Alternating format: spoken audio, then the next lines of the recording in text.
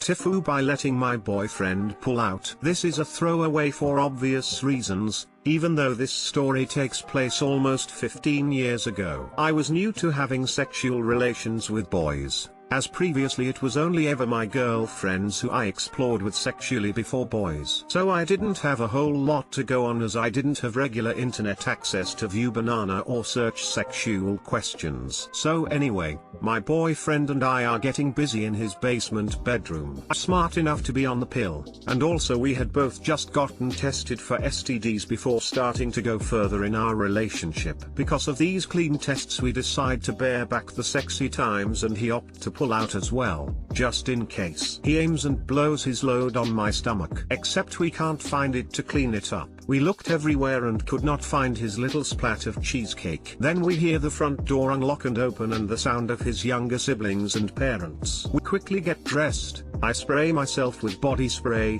good old Calgon, and head upstairs to pretend like we didn't just bang. I've only met his parents a couple times, and they are pretty easygoing, especially as they let us sleep over in the same room. I have an uncommon female name and I'm often misnamed. So she reaches in for a hug and doesn't bother with my name, and then points out that I have a wet spot on my t-shirt. I have always had large enough banana that I cannot see my tummy by just looking down. I have to lift my shirt. Well, stupid me forgets the fiasco moments ago, and I lift my shirt slightly to investigate this wet spot. Shining in the afternoon sun is a long snot-like string of zucchini attached to my shirt from within my belly button. His mum gives me this look and says I must have dropped my hair product or something and leaves it at that. I think I've gotten away with it. After dinner sometime, as we are putting away dishes, she takes me aside and hands me a wad of condoms. Not a word is said, just a handful of condoms. I occasionally see her walking in the mall and make awkward eye contact with her, and she gives a weird smile. I know the only thing she thinks when she sees me is belly button full of butternut. TLDR,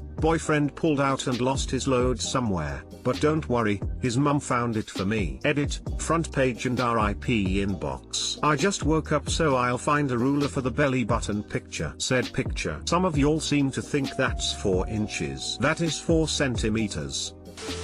Nothing is truly lost until mom can't find it. Inside the belly button, this is gonna sound crazy, but it looks as though we're in a dead end. We must have taken a wrong turn somewhere. BF's mom was super cool. You should thank her for being exceedingly kind and understanding. Good ole zucchini in the belly button. Satan's inkwell.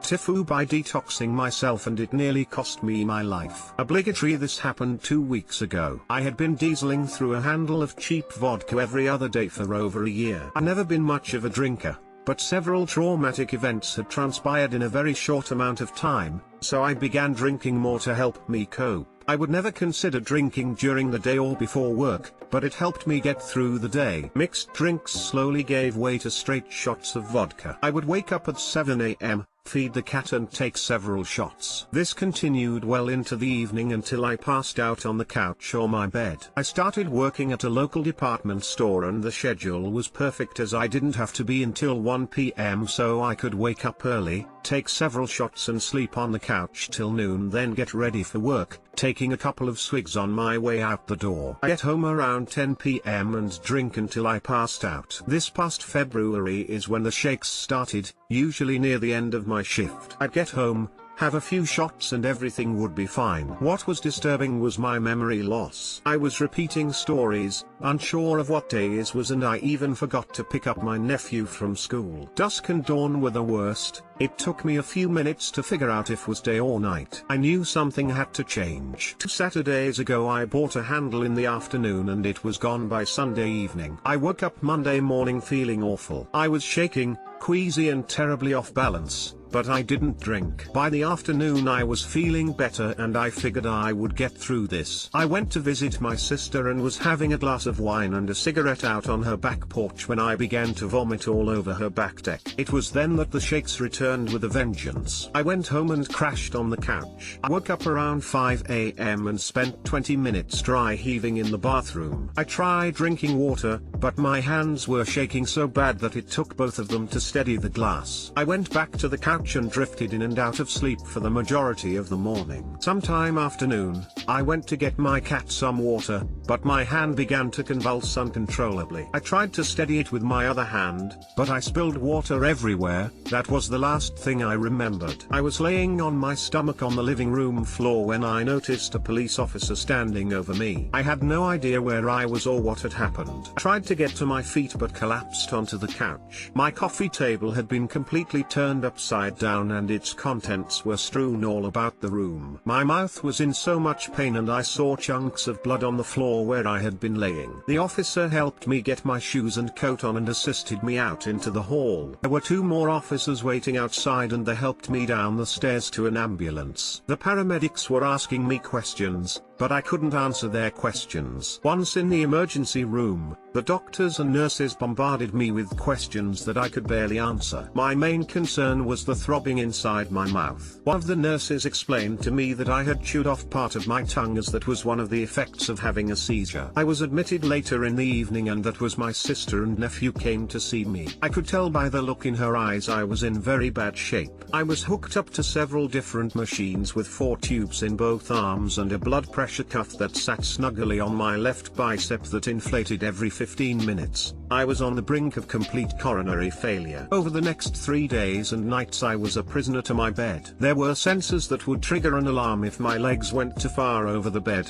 If I tried to sit up it would set them off as well. If had to pee, they brought me a plastic jug and I had piss in the bed with an audience. Every 30 minutes the blood pressure cuff would inflate and take a reading followed by a nurse coming in and injecting medicine into my IVs. The worst part was I couldn't eat and barely drink because of the pain in my tongue. My speech was incomprehensible as my tongue was so swollen. Every day my sister came to visit and told me she had gone to my apartment to check on my cat and make sure everything was locked up. She even cleaned up the chunks of tongue off the floor. By Friday afternoon I was stable enough to go home, but with strict limitations. No driving, no strenuous tasks and lots of medication. This past Friday I finally started eating solid food again. After 2 weeks of pureed food it was like heaven to eat a chicken salad sandwich. Every day I get a little stronger and feel a lot better. I still have trouble with my memory, but I think it's good that I don't remember too much about the last year. I spoke to my neighbor, the one who called 911. He told me he had heard me fall and came banging on my door. When I didn't answer he went around to my back door and saw me laying on the floor. He said I looked at him and my face was covered in blood. That was when he called 911. I gave him a hug and he checks in on me daily. My tongue will never heal, but it's a small price to pay to remind me never do that again. Dr. TIFU By attempting to detox, I suffered a seizure and chewed through my tongue. If my neighbor hadn't been home to hear me fall, I would have died. At least you didn't die and got off that habit, man. Drinking like that will kill you for sure as well. I got bad withdrawals too when I quit drinking. I'm glad you are alive and stay sober. It's obvious you have a lot of people that love you equals. Today was the kind of night that I thought about leaving and getting hell of drunk and coming home. I've been trying to limit my drinking, diet a little, and get some exercise and live a little more. A fight with the GF made me want to say banana it and leave and drink. So what I'm trying to say is thanks for posting this. I read it while I'm sitting in the bathroom, after patching things up with her. No drinking today. Edit, it's so tempting wanting to drink as a reaction to emotional and mental pain. What I've found helps the most is confronting the things that give you that pain and making your peace with them. I've been molested, I'm pretty sure I was raped, and I've had to pick up the reins that my father left behind for my family as a young boy. Find the source of the pain, slay your dragons and demons and you might find the light. Then you won't temporarily drown them. These demons/dragons are drowning proof. They surface from the alcohol after the buzz has gone. Start your hero journey. Happy hunting. Alcohol detox is the most dangerous. Never do it alone, and do it gradually. Piggybacking off this to add that detoxing off long-term benzo use can also lead to DTs, the same thing that makes alcohol withdrawal so dangerous. I didn't know this until it happened to me. Anyone planning on going off alcohol or benzos, talk to your doctor, and do it under strict supervision. Saw a guy at work have a seizure. Didn't know he was epileptic. Seriously, one of the scariest things I've ever seen. Thought the dude was going to die in front of me. You're super lucky that neighbor was around. If you don't mind my morbid curiosity, could you explain how much damage there is to your tongue and how that affects you now? I cried, especially when he said his sister cleaned chunks of tongue off the floor. TIFU By thinking I needed poison ivy to banana. Hi all, made myself a Reddit account just so I could share this story with you all. This happened back when I was in 5th grade, but remains a great story to this day. My father was a general contractor, and I would occasionally tag along and help him work by basically doing all the jobs that he didn't want to do. One such job was to remove a large amount of poison ivy from a fence at a client's house. He gave me gloves and other such protective equipment and firmly instructed me not to get any of the poison ivy on my skin. Shocker, I got the poison ivy on my skin. A lot of it. For weeks I was covered in poison ivy, head to toe, and constantly scratching. The fun part is that head to toe included my 5th grade coconut and balls. I eventually found out that itching down there felt good. Really good. Much better than itching anywhere else on my body. One day, after several minutes of itching in the bathroom of my tiny little whiner, I started to feel exceptionally good, and eventually some sticky goo came out. It's important to note that at this point, I had not yet had coconut head, nor had my parents really instructed me on anything in that realm. So I thoroughly indulged for weeks of this newfound pleasure. Eventually, this is where it gets good. My poison ivy went away. My smart little 5th grade mind figured that I couldn't feel good on my trouser snake like that without the poison ivy. Lucky for me, my family lived deep in the woods. Desperate to get that feeling back, I wandered out in the woods and found myself some poison ivy. I snuck it back in the house and locked myself in the bathroom. I didn't know what I was doing, but somehow knew to be ashamed, and proceeded to rub it all over my family jewels. When I had gotten it before, it wasn't through direct contact, so after a couple of days, my sensitive skin swelled to the point of blisters.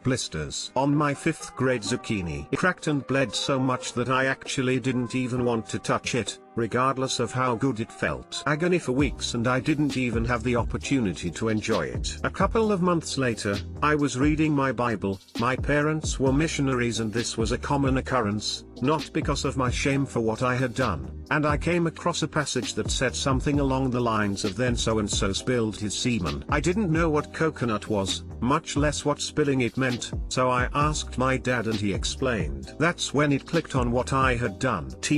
Doctor, I intentionally gave myself an allergic reaction to poison ivy in order to butternut.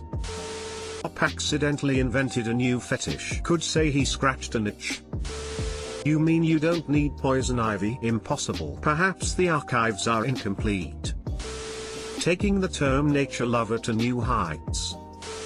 That's so funny. Actually, many people discover masturbating by accident. At some point many just notice it feels good to touch yourself before anybody explains what butternut or masturbation is. Hope you didn't have a lot of pain and that your wanks since then are poison ivy free. Oh yeah. I totally remember getting erections thinking about my classmates cleaning themselves, and then washing me. I discovered masturbation later, but I used to do it in such a weird way. Doctor, you inadvertently learned what masturbation is by reading the Bible with your family.